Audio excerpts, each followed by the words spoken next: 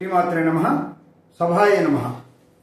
ఇప్పుడు మనం ఈ వాస్తులో విదిక్కులు గురించి మనం మాట్లాడుకునే ముందు అసలు స్థలంలో దిక్కు నిర్ణయం ఎలా చేయాలో అది మీరు జాగ్రత్తగా చూడండి. ఇప్పుడు మనకి మామూలుగా అయితే 360 డిగ్రీస్ కోణంలో మొత్తం ఎంత సరిపోతుంది అంటే ఒక్కొక్క దిక్కుకి 90 డిగ్రీస్ వస్తుంది. 90 డిగ్రీస్లో 5 భాగాలు మెయిన్ దిక్కు అవుతాయి. ఈ 2 భాగాలు ఇక్కడ 2 భాగాలు ఇక్కడ కలిపి మొత్తం 9 భాగాలు అవుతుంది. అంటే ఒక్కొక్క దానికి 10 డిగ్రీలు. ఇది మీరు చాలా జాగ్రత్తగా చూసుకోండి.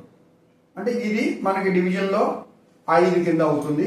ఇదేమోనో మళ్ళీ 10 10 ఇక్కడ మళ్ళీ అలాగే ఇక్కడ 10 10 వచ్చి ఇక్కడ ఫుల్ దిక్కు 5 ఉంటే ఇది మళ్ళీ 10 10 కింద మొత్తం 90 అవుతుంది. అంటే ఇక్కడ మీరు అబ్జర్వ్ చేయాల్సింది ఏంటంటే మీరు వాస్తులో కంపాస్ లేనిదే ఎవ్వరింటికి వెళ్ళకూడదు. ఎందుకో మీకు ప్రాక్టికల్గా మీకే తెలుస్తుంది. కంపాస్లో ఉన్న డిగ్రీ ఎటు చూపిస్తుందో ఆ దిక్కులు మనకి క్లియర్గా ఆ సైట్ మధ్యలో మీరు నుంచోవాలి ఎప్పుడైనా సరే. అంటే ఒక రూమ్ గురించి చూసేటప్పుడైతే రూమ్ సెంటర్లో మీరు నుంచుని కంపాస్తో చూసుకోవాలి. కంపాస్ ఎలా వాడాలి అంటే నార్త్కి మన యాక్చువల్ నార్త్ని కోయిన్సైడ్ చేయాలి. సరే, నార్త్ ఎలా చేయాలి డివిజను అనేది అదొక చిన్న టాపిక్, అది నేను తర్వాత చెప్తాను. ఇక్కడ మీరు ముందు కంపాస్తో ఒక స్థలంలో కంపాస్ ఎప్పుడు కూడా సెంటర్లోనే ఉండాలి. సెంటర్లో ఉండి మీరు ఇప్పుడు ఏ దిక్కు గురించి చెప్పదలుచుకున్నారో ఆ దిక్కుని చూడండి. అక్కడున్న ఎఫెక్ట్స్ ఏంటో అనేది మీరు చెప్పగలుగుతారు. ఇప్పుడు మీకు పకడ్బందీగా చూడండి. ఎప్పుడైతే ఇది ఈస్ట్ అనుకోండి, తూర్పు, ఇది ఈశాన్యం, ఇది ఆగ్నేయం. ఎంత క్లియర్గా వాస్తుశాస్త్రం ఉంటుందో మీరు ఇందులో ఇక్కడి నుంచి మీకు పకడ్బందీగా తెలుస్తుంది. ఇప్పుడు ఇక్కడ తూర్పు, ఇక్కడి నుంచి మీరు కంపాస్తో ఇది తూర్పు డివిజను అంటే మీకు ఇందులో ఈస్ట్ అని రాసి ఉంటుంది. ఆ ఈస్ట్ డివిజన్ పార్ట్ ఇందులో మీకు ఎప్పుడైతే కనబడిందో ఇదంతా ఈస్ట్ యొక్క ఫలితం మీరు చెప్పాల్సి వస్తుంది. ఇప్పుడు ఇది ఈశాన్యం. ఎప్పుడైతే ఇది ఈశాన్యం చెప్పాల్సి వస్తుందో తూర్పు ఈశాన్యం చెప్పేటప్పుడే తూర్పు ఈశాన్యం ఇది చూడాలి. అలాగే ఇది తూర్పు ఆగ్నేయం అవుతుంది. తూర్పు ఎంతసేపు తూర్పే. తూర్పులో 90 అంటే 9 పార్ట్స్ చేసాం. ఒక్కోటి 10 డిగ్రీస్ చొప్పున చెప్పాం. తూర్పులో 2, ఇక్కడ 2 4 5 9 అంటే 9 10 90. ఇలా ఈ డివిజన్స్ అయిపోయాయి. ఇదే టైప్లో ఇటు సౌత్లో చెప్పిన, ఇటు నార్త్లో చెప్పిన, ఇటు వెస్ట్లో చెప్పిన ఇదే డైరెక్షన్లో మీరు డివిజన్ చేసుకోవాలి. డివిజన్ చేసుకోవడం, దాని గురించిన రిజల్ట్ చూడటం ఫస్ట్, అంటే పార్ట్స్ని సెట్ చేయడం, అవన్నీ కూడా మీరు ఈ విధంగా నేర్చుకోవాలి. ఇంకొకటి, ఇప్పుడు ఇది స్ట్రైట్గా దిక్కున్నప్పుడు చెప్పాం.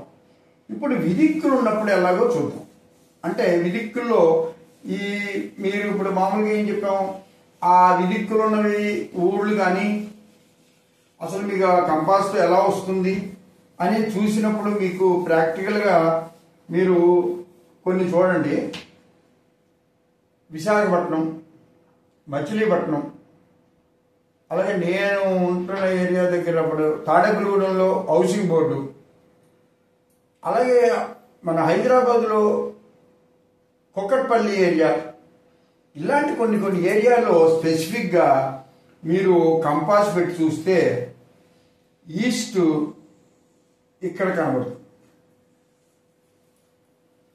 ఇది సౌత్ ఈస్ట్ కింద కనబడుతుంది, ఇది సౌత్ కింద కనబడుతుంది. అంత చాలా క్లియర్గా క్లారిటీ వచ్చేస్తుంది. ఇక్కడ ఇది నార్త్ అవుతుంది. ఇప్పుడు మీరు వాళ్ళ లేఅవుట్లో ఆ ఏరియాలో ఆ లేఅవుట్లో అప్పుడు ఇది మీకు ఏమవుతుంది, ఇది ఆగ్నేయం రోడ్డు అవుతుంది, ఇది ఆగ్నేయ రోడ్డు అవుతుంది. ఇప్పుడు మీకు ఒక క్లారిటీ వస్తుంది. ఇప్పుడు మనం ఈ ఈశాన్యం, ఆగ్నేయం, వాయువ్యం, అదే నైరుతి, వాయువ్యం, వీళ్ళ వర్గుల వాళ్ళకి మన సింహద్వారాలు ఆగ్నేయ సింహద్వారం అని, వాయు సింహద్వారం అని, నైరుతి అని, ఈశాన్యం అని చెప్పుకుంటూ వచ్చాం.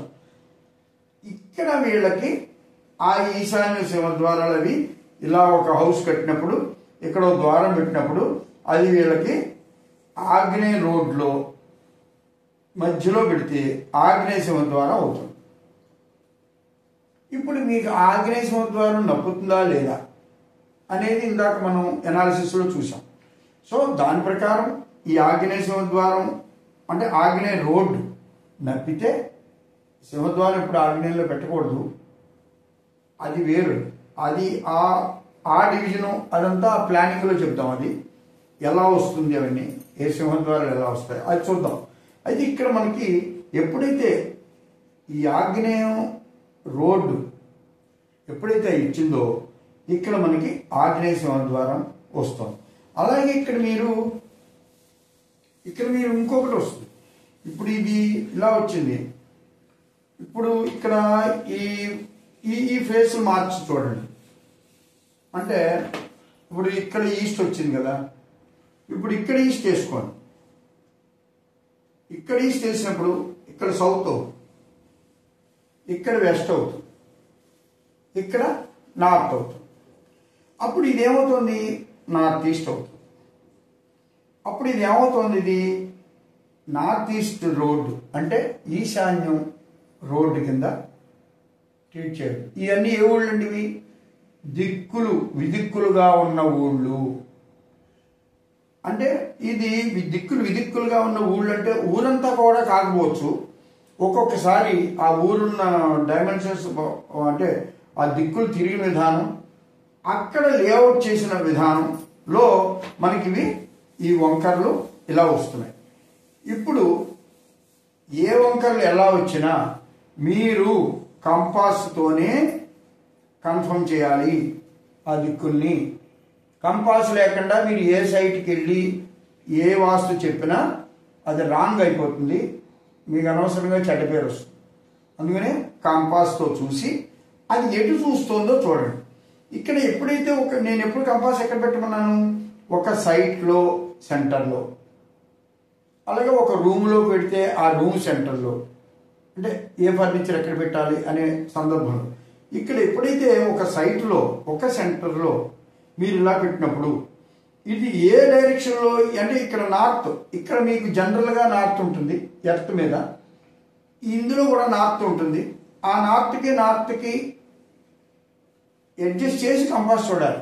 కంపాస్ ఎందుకంటే అది ఏ డైరెక్షన్లోనో అన్ని డైరెక్షన్లో చూపిస్తుంది. మనం ఎక్కడికి సెట్ చేసుకోవాలంటే యాక్చువల్ నార్త్కి ఈ నార్త్ పోల్కి మీరు కోయిన్సైడ్ చేయాలి. చేస్తే అప్పుడు ఇక్కడ దిక్కు చూపిస్తుంది. ఎప్పుడైతే ఇక్కడ మీరు ఈస్ట్ చూపిస్తుందో ఇలాగా, అంటే ఇక్కడ మీరు ఎప్పుడు ఇక్కడ ఏం చూపిస్తుంది, ఈ నార్త్ ఇక్కడ చూపిస్తుంది. నార్త్ ఎప్పుడైతే ఇక్కడ చూపించిందో ఇక్కడ ఈస్ట్ చూపిస్తుంది. అంటే వెంటనే మీరు అప్పుడు ఆ సైట్లో ఏ డైరెక్షన్లో ఆ సైట్ ఉందో మీకు తెలుస్తుంది. అప్పుడు మీరు అతనికి ఆ పేరు గల వాళ్ళకి మీరు ఎలా సింహద్వారం నిర్ణయం చేయాలో, అసలు ఆ సైటు అతనికి ఎందుకు పనికొస్తుందో లేదో అప్పుడు మీరు చెప్పాల్సి వస్తుంది. అంటే ఒకవేళ నార్త్ ఈస్ట్ పనికొస్తే ఎలా వస్తుంది. ఇందులో ఇంకొక 2-3 పాయింట్స్ ఉంటాయి. అంటే ఈ రోడ్డు జనరల్గా మంచిదైతే ఈ సైట్ వదులుకోకర్లేదు. నెక్స్ట్ దానికి ఎలా సింహద్వారాలు పాసిబిలిటీస్ ఏంటి, ఎట్నుంచి వెళ్ళాలి, సెకండరీ పొజిషన్స్ ఏంటి, ఇవన్నీ ఆ టాపిక్స్ వేరు, అవి చూద్దాం. ఫస్ట్ ఏంటంటే మనకి ఈ డివిజన్స్లో మీరు ఎలా కన్ఫర్మ్ చేసుకోవాలో దాన్ని బట్టి అవుతుంది. ఇప్పుడు మీరు ఇంకొకటి నెక్స్ట్, ఇప్పుడు ఇక్కడ మీరు డివిజన్స్ అంటే ఆ సైట్ని బట్టి, అంటే ఇప్పుడు ఇక్కడ మీకు ఏమవుతుంది, ఇక్కడ మీరు ఊరు అది మీరు మార్చుకోలేరు. ఇంకేదంటే ఆ ఊరిలో మీకు ఉద్యోగం రావచ్చు, మీ పొజిషన్ బాగుండొచ్చు, అక్కడే ఉండిపోవచ్చు, స్థిరపడవచ్చు, అక్కడ ఎవరో మీకు సైట్ ఇవ్వచ్చు, అక్కడ మీ వ్యాపారం జరగచ్చు, అన్నీ ఉంటాయి.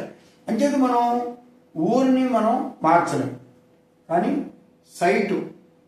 సైట్ని కొనుక్కోవచ్చు ఆ ఊళ్ళో.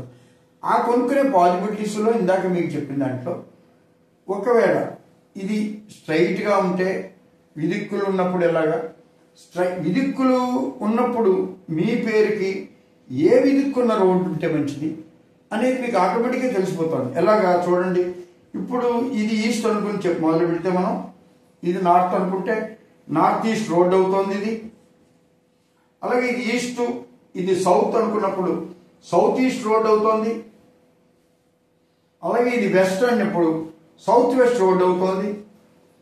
అలాగే నార్త్ వెస్ట్ రోడ్ అవుతుంది.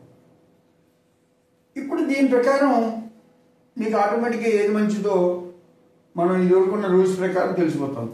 అంటే నార్త్ ఈస్ట్ రోడ్ ఇది బెస్ట్, అలాగే నార్త్ వెస్ట్ రోడ్ ఇది సెకండ్ బెస్ట్ కనబడుతుంది. ఎందుకంటే నార్త్ ఉంది, వెస్ట్ ఉంది, మనం అవుట్లెట్కి వాడుకోవడం. ఇక్కడ మీకు తెలిసిపోతుంది సౌత్ ఈస్ట్. సో ఈస్ట్ కొంత అవుట్లెట్ పెట్టుకోవచ్చు కాబట్టి ఇది మనం సెకండరీగా అనుకోండి, మంచిదే. కానీ ఇది చూడండి, ఇది ఎటు చూసినా south west south west, south west south west. So ఇది ఏ డైరెక్షన్లో ఎంతవరకు మంచిదో అని చెప్పేటప్పుడు ఇది అంత ప్రాఫిటబుల్గా కనబడట్లేదు.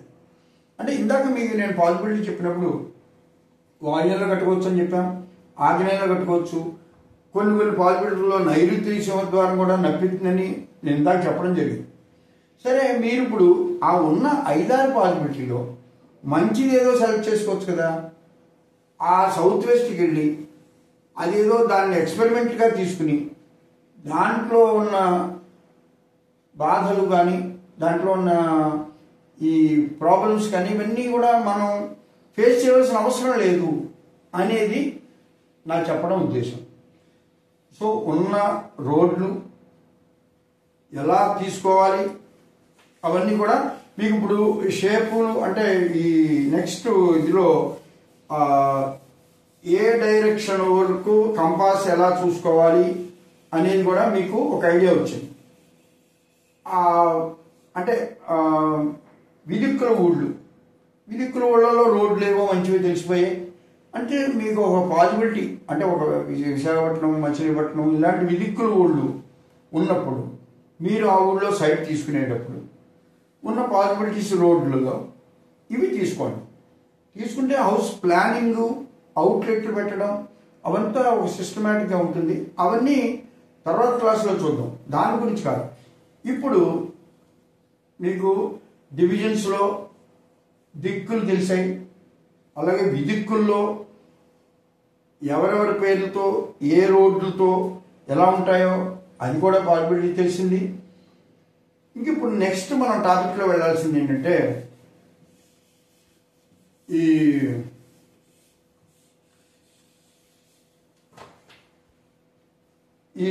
ఈ రోడ్లకి మనకి ఎంత డైరెక్షన్లో, అంటే ఇదంతా మనం స్క్వేర్ టైప్ ఉన్న రెక్టాంగులర్ ఉన్న షేపుల గురించే మనం మాట్లాడాం. మనం కొన్ని షేపుల గురించి స్థలాలు ఎందుకంటే ఇంత పెర్ఫెక్ట్గా ఉన్న స్థలాలు మనకి దొరకపోవచ్చు. కొన్ని లేఅవుట్లలో కొన్ని పాసిబిలిటీస్ ప్రకారం వస్తాయి, కానీ కొన్ని లేఅవుట్లలో మనకు దొరకపోవచ్చు.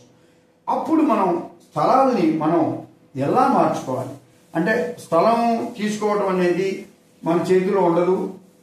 వాళ్ళు లేఅవుట్లో ఏవోటి వేస్తూ ఉంటారు, కొన్ని డైరెక్షన్లో. అంటే ఇప్పుడు ఇలా ఏదో ఈ డైరెక్షన్లో ఏదో ఒక స్థలం దొరికింది మనకి, దాన్ని మనం ఇది తీసుకుంటే ఒకవేళ పాసిబిలిటీ అంటే, ఎందుకంటే అది ప్రైమ్ లొకాలిటీ అవ్వచ్చు, మీకు ఇంతకన్నా పాసిబిలిటీ లేకపోవచ్చు, చాలా మంచి స్థలంగా అనుకోవచ్చు, రేట్ ఉండొచ్చు, ఇవన్నీ ఉంటాయి. అంచేత నేను ఈ స్థలం తీసుకోవద్దు అని మాత్రం చెప్పట్లేదు. తీసుకున్న తర్వాత దాన్ని మనం స్థలాన్ని మంచిగా ఎలా మలుచుకోవాలి, అది చాలా ఇంపార్టెంట్. ఏ స్థలము కూడా చెడుది కాదు, అది ఫస్ట్ పాయింట్. సో మనం ఉన్న వాటిలో ఇప్పుడు యాక్చువల్గా మనం స్థలాల గురించి ఉన్న పాసిబిలిటీస్ అంటే వాటర్ ఉన్న ప్లేస్లని, మంచి ప్లేస్లని ఇవన్నీ వెతుక్కోమని చెప్పాం. వెతుక్కోవటం అనేది పాసిబిలిటీ ఉంటే మంచిదే, కానీ కొన్ని పాసిబిలిటీస్ ఉండవు. కొన్ని డైరెక్షన్లో కూడా ఇవన్నీ ఆ లేఅవుట్ కటింగ్లో ఏవో ఒకటి వస్తూ ఉంటాయి. కనుక మీకు చాలామంది ఏం చెప్తారంటే, చిన్న వంకర ఏదో వస్తే వద్దు తీసేసే వద్దు వదిలేయమంటారు. నేను చెప్పేది అలా చెప్పను. ఎందుకంటే స్థలం తీసుకొని మన రూల్స్ ప్రకారం మనం దాన్ని ఎలా మంచిగా మలుచుకోవచ్చు అనే వాటి గురించి మనం డిస్కస్ చేద్దాం. అవన్నిటితో ఆ నెక్స్ట్ క్లాస్లో అసలు సైట్లు మనం ఎలా మలుచుకుంటే మంచిది అనే దాంతో మనం అవన్నీ చాలా జాగ్రత్త చూద్దాం. మీరు కూడా ఫాలో అవ్వండి జాగ్రత్తగా. సభాయ నమః.